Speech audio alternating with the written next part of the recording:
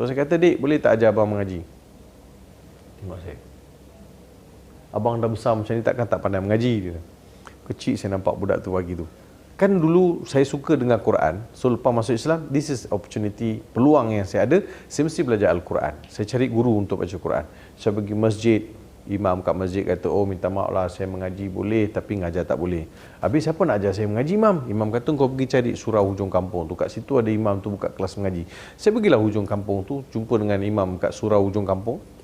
Kata, "Imam, saya dah masuk Islam, imam tahu kan?" "Ah, ya, saya ada dengar." Lepas tu saya dah pergi masjid besar tadi. Imam kat masjid kata, "Suruh datang mengaji dengan imam kat sini." Dia kata, "Imam ada buka kelas mengaji." "Ah, memang betul, saya dah buka kelas mengaji." "Nah, jadi macam mana, boleh tak saya mengaji dengan imam?" Oh, dia tengok atas bawah. "Oh, minta maaf lah, tak boleh." Dia kata. "Kenapa?" "Anak murid saya dah penuh." "Seorang aja, mam." "Tak boleh, penuh dah." Dia beria, dia sungguh-sungguh dia tak mau terima saya. Saat mati-matian dia tak nak terima saya. Saya dah macam-macam ayat saya kasih, tak mau terima. Jadi orang tak nak sangat. Jadi bila orang tak mau, takkan kita nak masuk juga kan. Sedar dirilah sikit. Saya pun keluar daripada surau tu, jalan. Sambil jalan tu saya sangka buruk dengan imam yang tak nak ajar saya mengaji tau. Sebab dia tengok, dia scan saya atas bawah. Agaknya dia kata apa? Agaknya dia kata, ngajar budak Melayu dah susah, ni pula nak ngajar budak India. Agaknya lagi susah. Mungkin dia letak persepsi bahawa ini lidah dah tebal, apa semua benda susah, nak betulkan raw, nak betulkan dot, semua susah. Agaknya lah. Walaupun bukan itu dia punya apa ni, niat asal kenapa tak terima kita kan. Yalah, saya fikir-fikir balik, anak murid dia yang dia buka kelas mengaji tu budak 7-8 tahun, kita 18 tahun, mestilah difference jauh kan. Mesti fikir, macam mana nak ajar budak besar ni, tak ada pengalaman. Mungkin juga. Jadi satu hari tu saya duduk, sedang saya duduk, ada budak umur 8 tahun lalu sebelah rumah mak angkat saya. Dia balik mengaji. Saya kata, adik balik mana?" "Balik mengaji, bang." "Balik mengaji?" "Mengaji apa?" "Quran." Saya kata, surau jauh, masjid jauh, mengaji kat mana?" "Mengaji kat rumah Haji Wahab." "Wah, Haji Wahab ada buka kelas mengaji?" Saya tak tahu masa tu ada haji ataupun hajar ada buka kelas mengaji. So saya kata, "Dik, boleh tak ajar abang mengaji?" Tengok saya, "Abang dah besar macam ni takkan tak pandai mengaji?" Dia. Kecil saya nampak budak tu pagi tu. Kecil je nampak. Cuma yang saya timbul soalan dalam fikiran saya ni, saya biasa petang-petang duduk kat situ, tak pernah nampak pun budak kecil tu. Macam mana hari tu boleh lalu? Saya tanya, "Dik, nampak abang duduk sini biasa, tak nampak pun awak lalu kat sini?" "Tak bang, ini saya nak cepat, saya nak main bola, jadi saya lalu sini." Bagi saya, walaupun itu alasan dia, tapi yang saya yakin itu Allah hantar.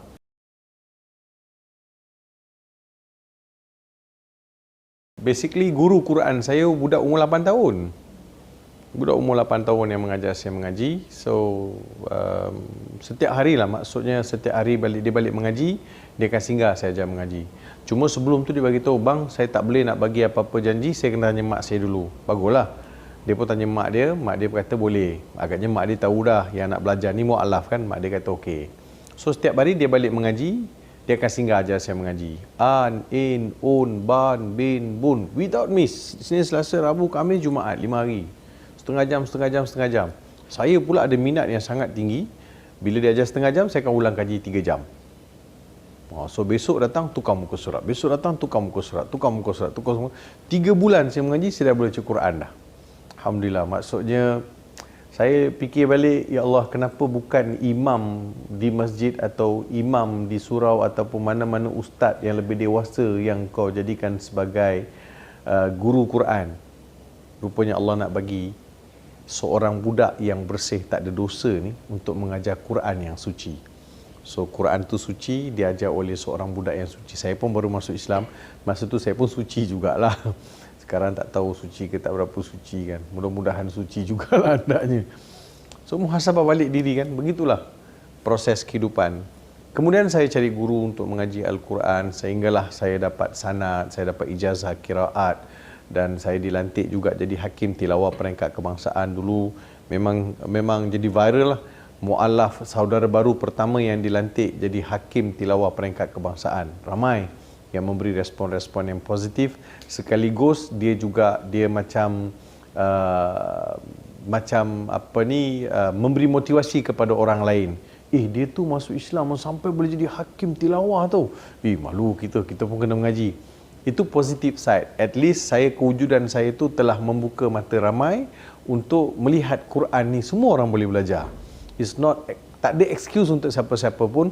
Umur bukan alangan, kerja bukan alangan. Kan sekarang ni macam-macam cara kita boleh manfaatkan untuk kita belajar Al-Quran. So itu motivation side daripada saya lah.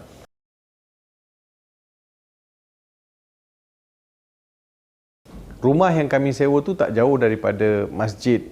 So setiap hari masjid petang-petang pasang Quran. So saya suka dengar Quran ni. Hari pertama, hari kedua, hari ketiga, minggu pertama, minggu kedua, bulan pertama, bulan ketiga. Lama kelamaan Quran ni sudah memberi kesan dalam jiwa saya. Saya tak tahu saya nak cerita macam mana, bagaimana Quran tu beri kesan tu, saya tak tahu nak cerita. Sebab dia ada satu kelainan. Bila masuk dalam telinga, dia menyentuh jiwa, rasa lain. Dia feeling tu lain. Itu satu. Lama kelamaan saya teringin nak tahu apa benda yang dia orang baca. Apa benda yang dibaca. Quran ni apa sebenarnya? Kenapa orang baca? Kenapa baca dalam sembahyang? Kenapa orang petang-petang orang pasang? Apa istimewa sangat Quran ini? Sehingga orang yang dengar tu pun boleh tertawan hati. Yang pertama kan. Yang kedua, masa saya di sekolah rendah, saya terdedah dengan pendidikan Islam. Saya tidak memaksa diri saya masuk Islam, tetapi memaksa diri saya untuk belajar Islam. Tapi secara tidak langsung saya terdedah.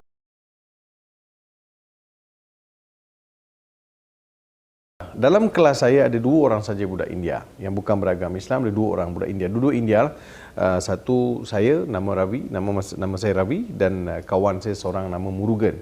Murugan dengan saya ni masa Jahad 1, Jahad 2, Jahad 3, kami biasa kalau pendidikan Islam kami akan keluar kelas sebab subjek tu tak ada kena-mengena dengan kami. So kami keluar.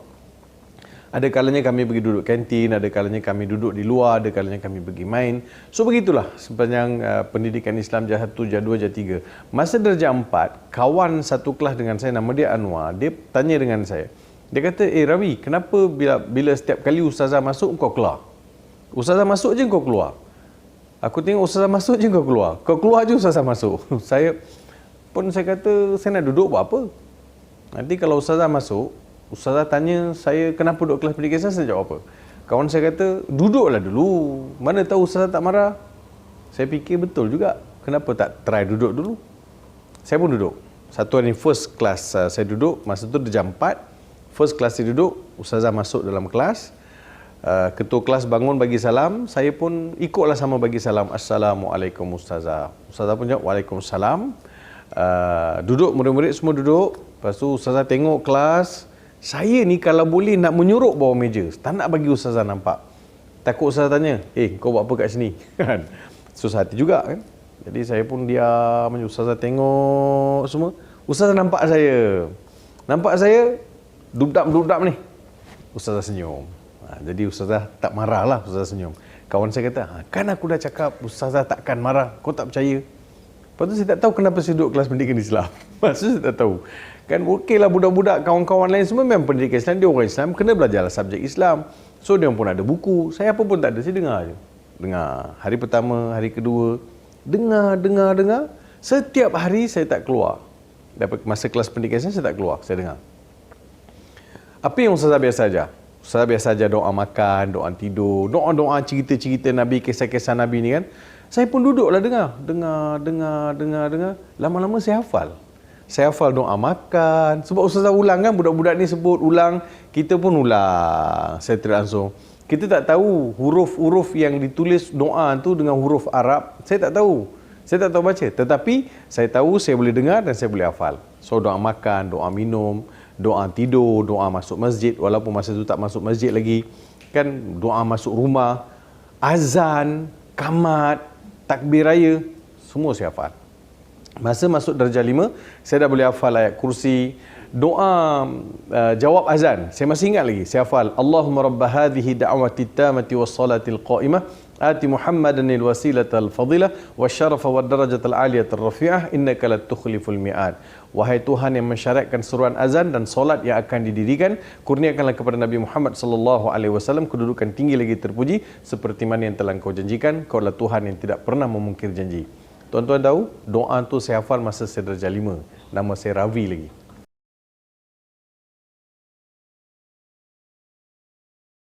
ingat lagi satu insiden berlaku. Satu kampung tengah bertakbir musim raya, saya pun bertakbir dekat rumah. Saya ingat lagi mak masa tu tengah jahit kain. Mak tengah jahit kain, guna mesin singa. Ingat lagi mesin singa kan? Singa menawan keluarga bahagia. Mak tengah jahit. Saya pun takbir. Satu kampung takbir, saya pun takbir. Saya pun takbir. Allahu Akbar, Allahu Akbar, Allahu Akbar. Ada orang daripada kampung sebelah, lalu depan rumah mak saya. Dia kata, ni rumah orang Islam. Dia pun bagi salam. Assalamualaikum, nak raya. Assalamualaikum, nak raya. Mak saya keluar pakai sari. Lari orang tu. Mak saya kata, ni semua kau punya pasal. Sebab engkau yang takbir sampai orang sampai masuk nak raya rumah kita. Saya kata, mak, ini bukan salah pun. Saya kata kan, ini semua adalah doa. Mak saya kata, tak. Engkau kena stop. Engkau tak boleh nak teruskan benda ni. So, itulah insiden yang berlaku. So, doa semua hafal. Cuma saya tak tahu apa doa tu, kenapa mesti baca doa, semua tu saya tidak tahu. Sehinggalah saya pergi belajar pula, kemudian baru saya tahu makna-makna doa tu.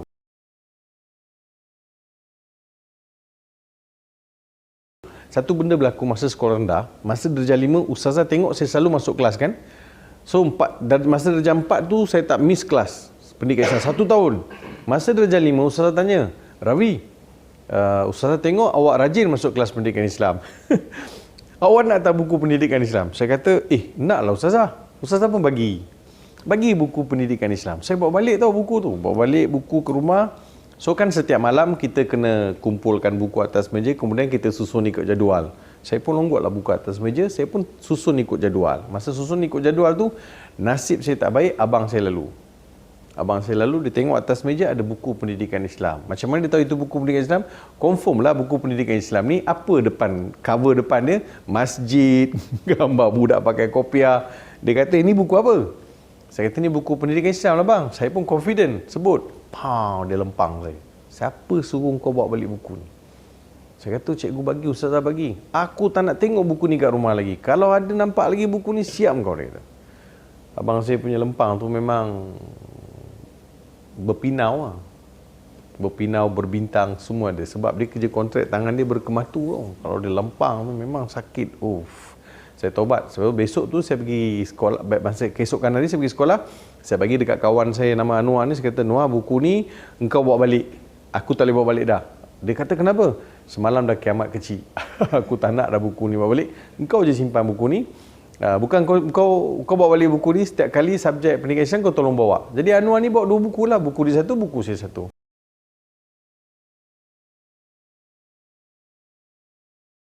Minggu pertama saya dah masuk Islam. Saya ada keluarga angkat sebenarnya. Keluarga angkat saya nama Hajah Sauna, masih hidup, masih ada lagi. Cuma bapa angkat saya, Haji Hashim, sudah meninggal. Di rumah mereka lah banyak saya menghabiskan masa untuk mengamalkan ajaran Islam. So, pada satu Jumaat, ni kisah benar ni. Pada satu Jumaat, bukan satu Jumaat, Jumaat pertama. Jumaat pertama saya, katakan agaknya saya masuk Islam Isnin ke Selasa, Rabu, Khamis, saya tak ingat. Tapi yang pastinya Jumaat pertama, ada satu insiden berlaku.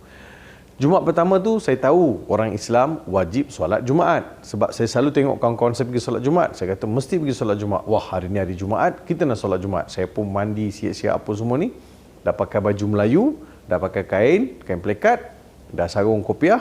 Saya pun cakap, bersedia nak pergi solat Jumaat. Mak angkat saya tanya, Farid nak pergi mana? Tapi mak angkat saya panggil saya Mat. Muhammad kan dia panggil Mat lah. Orang kampung kan panggil Mat. Mat nak pergi mana? Mak nak pergi solat Jumaat lah mak. Solat Jumaat? Ikut abah? Ya mak, ikut abah pergi solat Jumaat.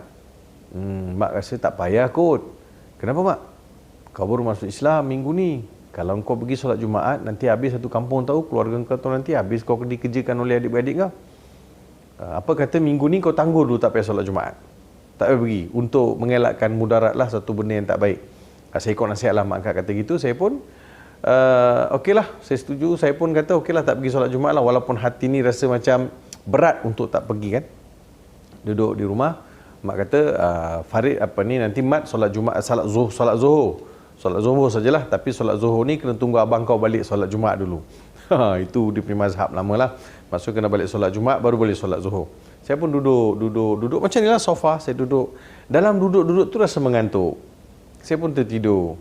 Dalam tidur tu datang seorang lelaki tua, serba putih pakaian dia, di tangan dia ada rotan, dia rotan saya tak tahu berapa kali dia rotan. Dalam tidur tu dia rotan, menggelupur saya dalam rotan tu. Jangankan dalam tidur tu saya menggelupur, dekat atas cushion pun saya menggelupur. Sampai mak saya kata, kau ada kenapa? Mengigau. Saya kata, saya terjaga. Berpeluh badan. Sebab dirotan dalam mimpi. Berpeluh. Saya bangun, saya terfikir, ya Allah, mungkin ini kot balasan orang tak pergi solat Jumaat. Tak pergi solat Jumaat, terus dapat punishment kan. Kena rasa macam kena rotan. Tapi ramai sekarang ni kita tak pergi solat Jumaat, tak ada siapa pun kan. Tidur selama je. Itulah keadaan yang cukup mendukacitakan. Baik.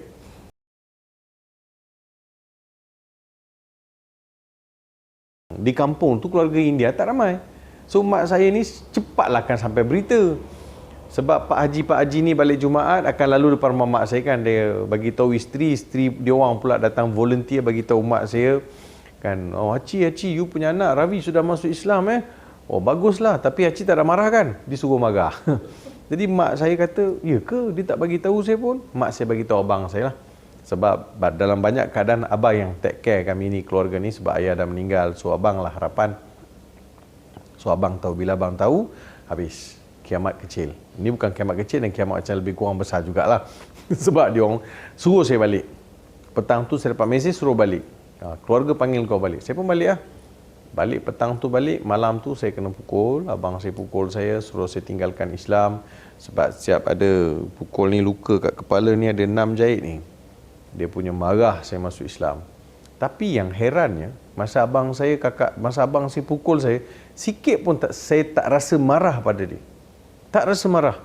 Tanya kenapa? Sebab saya tak tahu nak marah kenapa, sebab apa marah. Sebab dia marah dengan saya itu ada asas. Apa asas dia? Sebab dia sayang. Dia sayang, bila saya masuk Islam, dia fikir saya akan hilang, saya akan keluar daripada rumah, dia akan kehilangan adik. Mungkin begitulah dia punya tanggapan. Saya tak salahkan dia. Cuma berlakulah sedikit dialog. Mak saya bila tengok kepala saya luka, darah tumpah, darah keluar kan. Darah banyak mengalir daripada kepala sampai baju kat belakang pun basah. Mak saya dah tengok darah, mak saya pingsan dah. Kakak saya masukkan baju dalam beg, dia kata, sudahlah kau keluarlah, dia kata. Saya pun keluar rumah. Keluar rumah lah. Itu kali pertama saya tinggalkan family saya, keluar untuk pergi mencari tempat perlindungan. Masa tu kawan-kawan saya telefon ke Jabatan Agama, dia orang bawa saya pergi ke rumah tompangan saudara baru di Seksyen 9, Shah Alam. Di situlah saya menginap untuk sementara. Ada usaha juga nak ambil balik saya untuk keluarkan saya daripada Islam. Lalu saya bagi tahu dekat Pejabat Agama Islam dekat JAIS, Jabatan Agama Islam Selangor, saya dihantar pergi ke Sabah di Pusat Latihan Dakwah Keningau Sabah. Saya di Pusat Latihan Dakwah Keningau Sabah selama 1 tahun. Balik daripada sana setahun dah saya balik, lepas tu saya sambung belajar pula di Kelantan, di Institut Dakwah Islamiyah Perkim Kelantan, memanggil Perkim Kelantan. Di situ saya belajar selama 4 tahun. Dan habis di situ saya belajar di Perak ataupun Taiping, Terung Perak, Taiping di sekolah atau dipanggil Maktab Islam, dipanggil Ma'had Tarbiyah Al-Islamiyah di Batu Lapan, Terung Perak.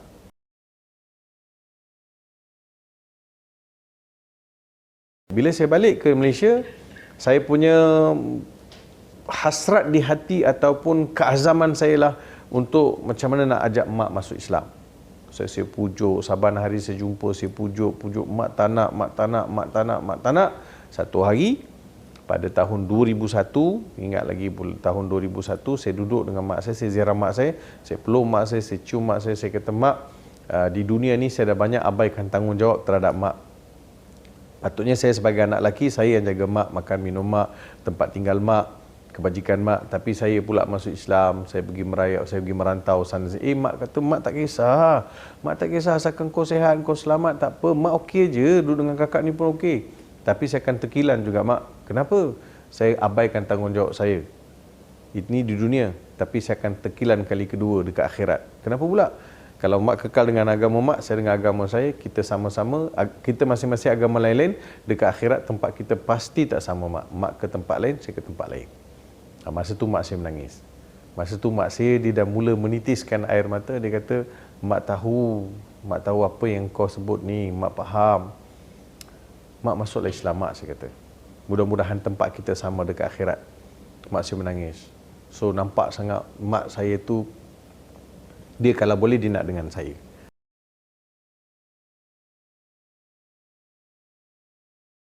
Satu petang dia telefon saya, dia kata boleh tak kau bawa aku ke jalan lurus. Saya kata jalan lurus, KL Segeman pun lurus. Banyak jalan lurus bang, mana satu? Saya tahu dia nak pakai bahasa-bahasa kinayah, bahasa-bahasa kiasan. Kalau boleh saya nak lah gentleman lah, beritahu terus terang kan. Dia kata abang nak masuk Islam, boleh kau tolong? Boleh. Abang kat mana? Abang masa tu abang saya kat Serendah, saya duduk Kajang. Saya pun bawa kereta daripada Sekajang, pergi ambil mak abang saya dekat Serendah, bawa dia masuk Islam, bagi dia nama Muhammad Amin. Mak saya dah Siti Aminah, abang saya Muhammad Amin. So semua daripada asal perkataan keamanan, kebahagiaan, kesejahteraan. Okey, dah masuk Islam, abang saya kata abang tak nak balik lah. Abang tak nak balik, habis abang nak gimana? Abang nak belajar. Oh, okey, saya boleh hantar. Tempat abang belajar ada. Kita ada rumah Topangan Saudara Baru. So saya cadang nak hantar dia ke situ lah. Saya tanya, habis kakak macam mana? Kakak ipar lah maksud saya. Tak apa, nanti aku bagi tahu dekat dia apa benda aku bagi tahu. Tak apa, yang tu lepaskan pada aku, biar aku uruskan. Okey. Tapi dalam hati ni, sementara nak hantar dia pergi rumah Topangan Saudara Baru ni, nak bertanya bahawa dulu masa aku masuk Islam, bukan kuat lagi kau belasah. Sekarang ni kau masuk Islam, aku nak tahu sebab apa kau masuk Islam. Nak tahu juga apa insiden yang menjadikan dia masuk. Kan setiap sesuatu berlaku mesti ada sebab musabab kan. So saya nak tahu apa insiden yang berlaku sehingga dia nak masuk Islam.